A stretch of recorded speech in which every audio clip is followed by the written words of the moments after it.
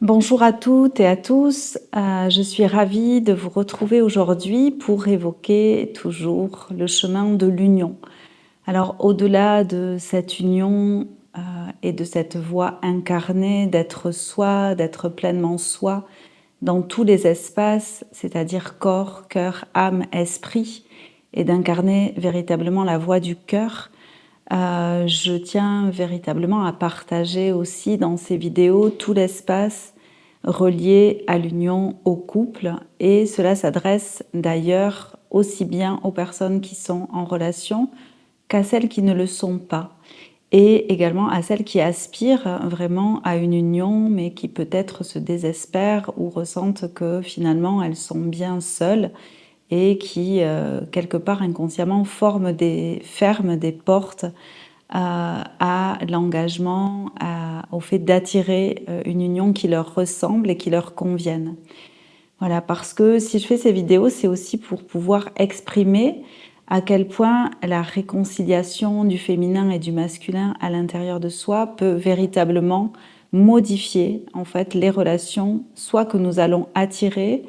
et aussi que nous allons construire. C'est-à-dire qu'on peut être en relation et qu'à un moment donné, cette relation ne nous convient plus. Et parfois, évidemment, en dehors de tout ce qui est violence physique, etc., dont là, je vais pas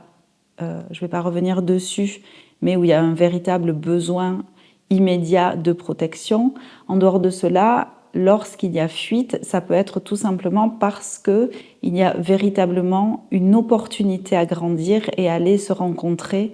dans nos ombres, dans notre lumière, dans toutes les parties de soi qui ont besoin d'être accueillies et alchimisées, transformées et vraiment rencontrées.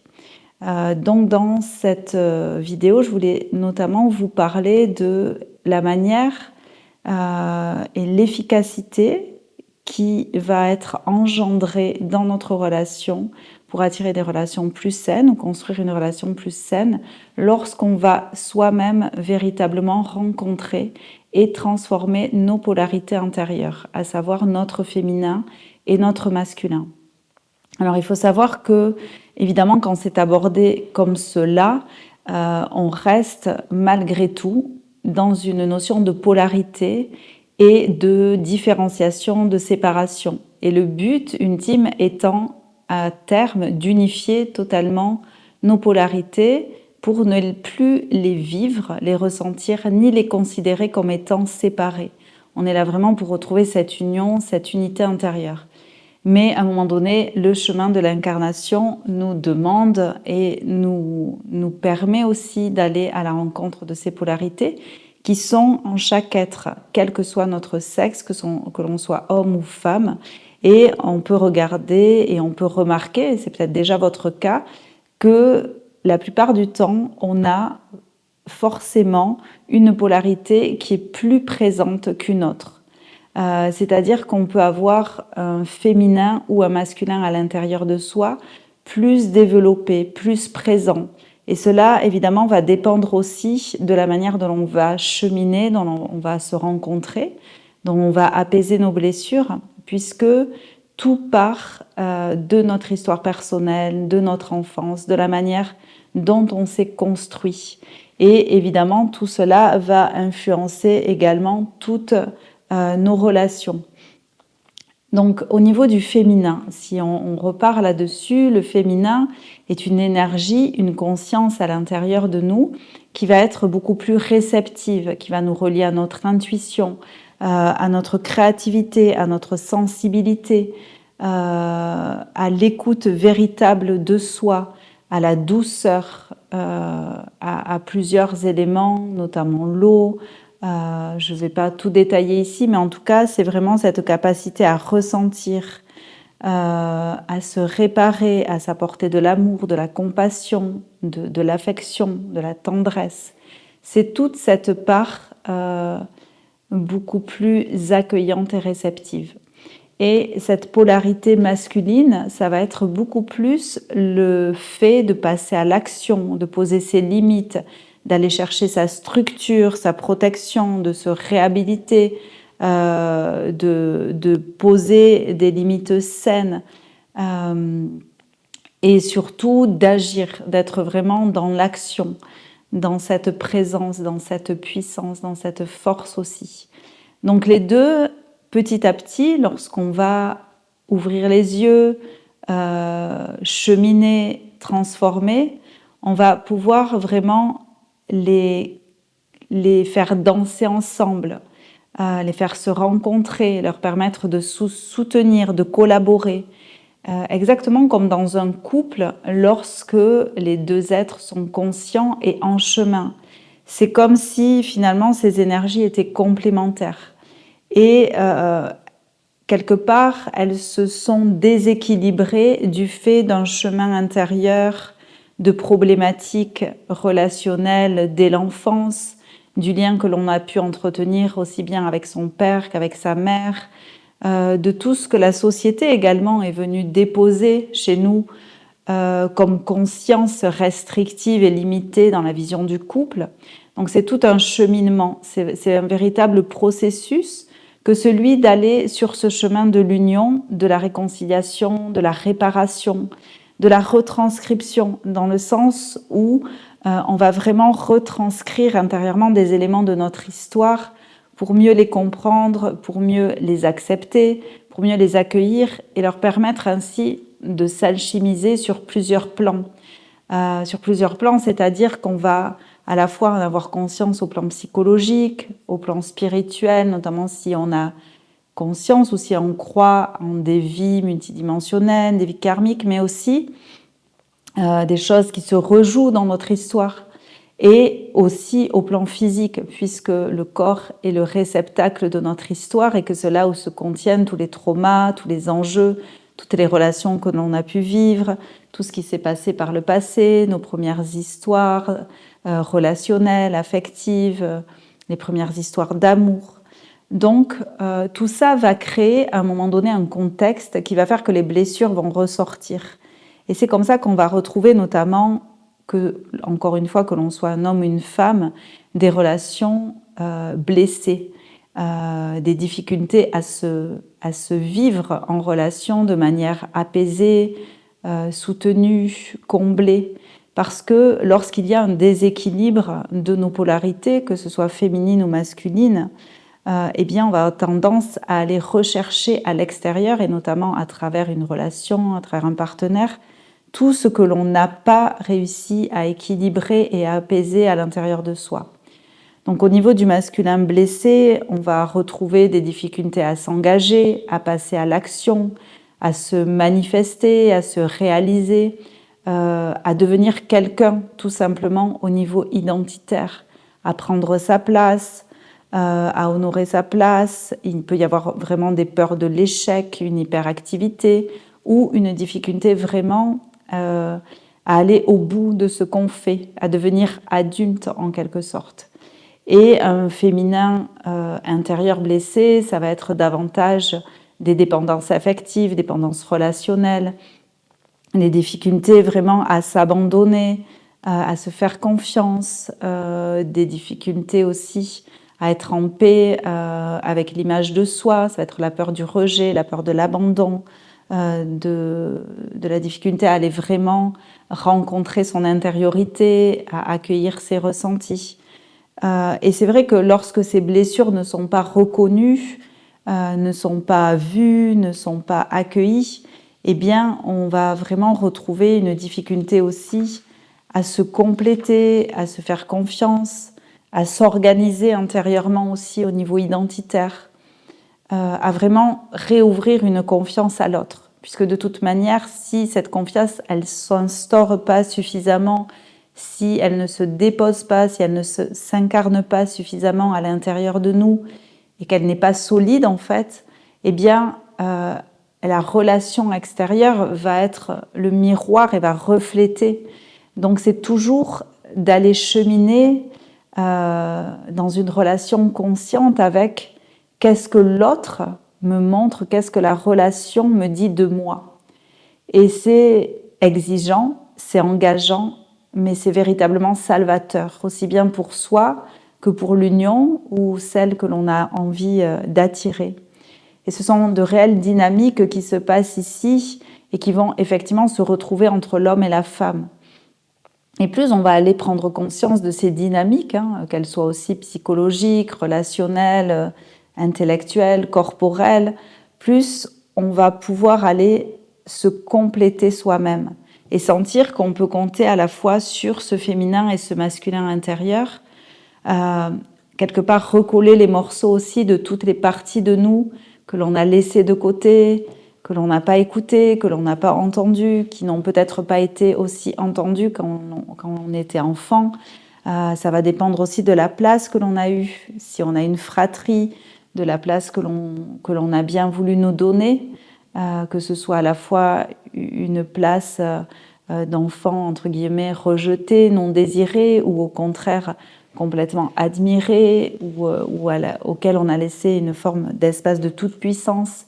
Voilà, et tout ça, il y a tellement d'enjeux. Donc c'est sûr que dans cette vidéo, je ne vais pas tout aborder parce que ce sont des thèmes sans fin et passionnants. Mais en tout cas, vous donner, voilà, et partager avec vous une idée globale, déjà dans un premier temps, de cette rencontre et de cette nécessité aussi de réunifier, de rééduquer nos polarités.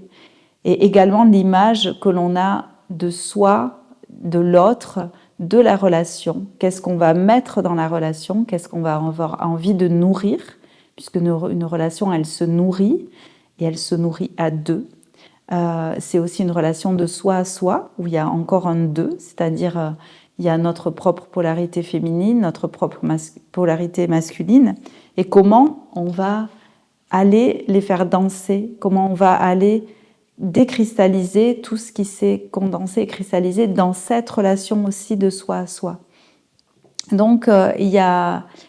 tout ça à dépasser pour éviter de projeter dans le couple trop de besoins, trop d'attentes surtout irréalistes, toutes nos difficultés émotionnelles, nos dépendances affectives, tout ce qui va peut-être être démesuré, des conflits répétitifs, des schémas récurrents. Et plus on va se connaître, plus on va pouvoir désamorcer. On va pouvoir désamorcer tout ce qui se joue, tous les enjeux conscients et inconscients, qui sont parfois très subtils. Plus on avance, plus on va voir des rouages de plus en plus subtils dans ce qui se joue. Et c'est bien souvent bien plus vaste que nous, puisque toutes nos lignées, tout le transgénérationnel est également concerné, tout ce que l'on porte, comme je vous disais tout à l'heure, aussi au niveau du collectif, de toutes nos mémoires multidimensionnelles, de tout ce que l'on a déjà vécu, et qui petit à petit vont se désengorger, se stabiliser, se libérer. C'est vraiment comme si on faisait office et qu'on était ce réceptacle d'un cheminement qui peut-être parfois nous dépasse, mais qui raconte à chaque instant, à chaque relation, à chaque conflit, ce qui se vit de notre histoire à l'intérieur de nous. Et il y a seulement des bénéfices à pouvoir aller faire ce cheminement. C'est-à-dire que soit on va aller vraiment à sa rencontre et ce qui se passe forcément, c'est que dans la relation, des choses vont s'éclairer, vont s'apaiser,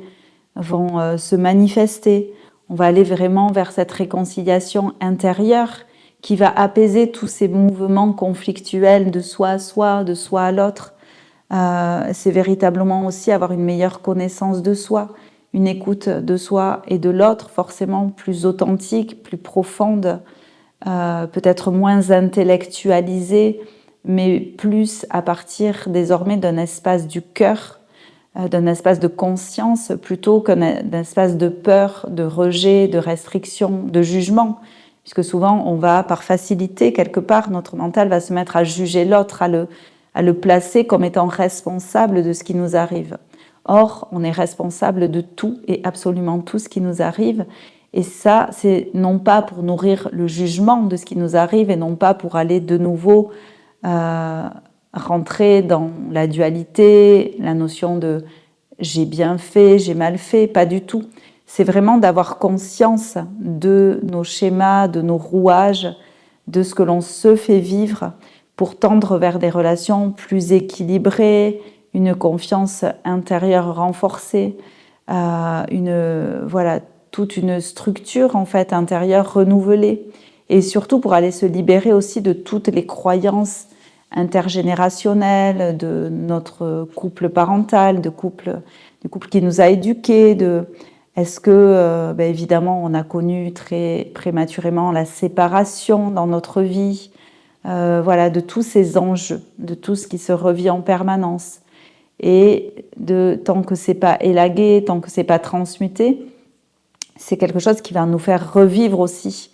des relations qui vont sans cesse nous montrer ce qui en nous est encore crispé, ce qui en nous est encore peut-être sous le prisme de l'émotionnel, évidemment, puisque nous sommes des êtres émotionnels par excellence.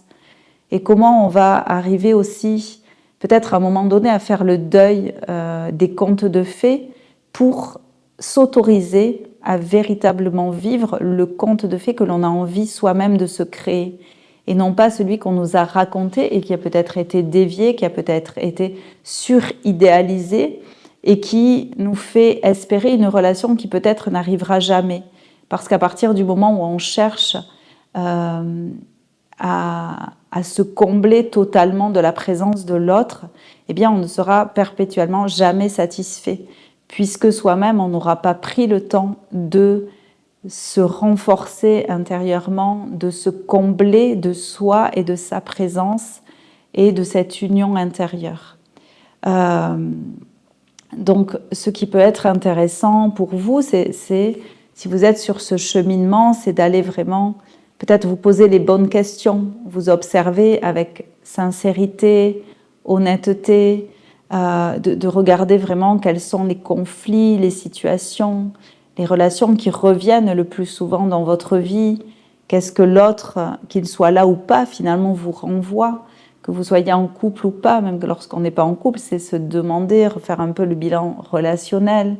voir quelles ont été les relations amoureuses ou pas finalement que l'on a attirées dans sa vie, comment on a tendance à créer tel ou tel partenariat, peut-être nos tendances à contrôler une relation, à contrôler l'autre, ou au contraire à s'effacer, à se dissoudre, à ne pas prendre sa place dans la relation. Est-ce qu'on a du mal à passer à l'action ou pas? Comment on va créer des espaces ou de peur ou d'amour dans notre relation? À quel endroit on se ferme? À quel endroit on s'ouvre? Voilà, il y aurait tellement de questions à se poser et à observer. Mais en tout cas, ce sont vraiment des espaces qui sont des terrains de jeu pour sortir un peu du drama, parce que finalement, rien n'est dramatique, rien n'est figé, tout est à construire, tout est à expérimenter.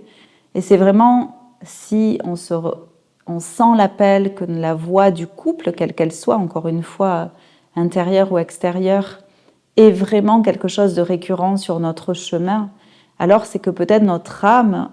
notre présence a choisi d'expérimenter la rencontre de soi à soi, de cette union intérieure, à travers le terrain de jeu de l'union extérieure. Et ça, je vous invite vraiment à le considérer, à l'observer, à le ressentir, pour aller vers de plus en plus de clarté, d'alchimisation et de réunification, de réconciliation de toutes ces parties de soi. Et voilà, observez, regardez, ressentez, peut-être notez, amusez-vous, voilà. Il n'y a rien de dramatique, c'est juste de vous dire je suis là en train d'expérimenter tel ou tel état d'âme, telle ou telle émotion, telle ou telle remontée de mémoire émotionnelle, telle ou telle remontée de mémoire karmique, voilà, telle ou telle remontée de mémoire transgénérationnelle. Et petit à petit, on fait ce chemin. C'est comme si on s'occupe de notre jardin, on l'élague, on le nourrit, parfois on vient déraciner les mauvaises herbes pour replanter de nouvelles graines et on prend aussi patience, on regarde ces graines prendre vie, prendre forme, devenir à un moment donné de belles fleurs. Donc tout ce que l'on fait de rencontre avec soi est toujours destiné à mieux rencontrer l'autre. Voilà, donc je vous remercie pour votre écoute et puis je me réjouis de vous retrouver dans d'autres épisodes et également dans toutes les propositions que je fais, que ce soit des stages, des voyages, des guidances, tout ce qui va aller permettre cette rencontre et cette fluidité intérieure, voilà, de retrouver cette paix, cette voix du cœur, cette réunification de nos polarités. Donc dans tous ces espaces, je vous accueille justement pour vous soutenir, vous accompagner, vous guider, vous éclairer à retrouver véritablement cette union que vous êtes à l'origine, mais qui simplement, par de trop nombreuses blessures, de cumul de fermeture et d'ouverture relationnelle, a pu créer des failles et des aspérités qui demandent aujourd'hui à être vues, à être révélées, et notamment à être apaisées, pour que chacun, chacune puisse véritablement se réconcilier et que l'homme et la femme puissent vraiment s'honorer véritablement et se réconcilier et se regarder à partir de la voix du cœur et d'un espace d'ouverture et non plus d'un espace de peur et de fermeture. Voilà, je vous remercie infiniment, je vous dis à très bientôt. N'hésitez pas à me contacter si vous avez quelques questions que ce soit, quelques partages à partir de mon site internet lavoixincarnée.com.fr. Merci, à très bientôt, prenez grand soin de vous.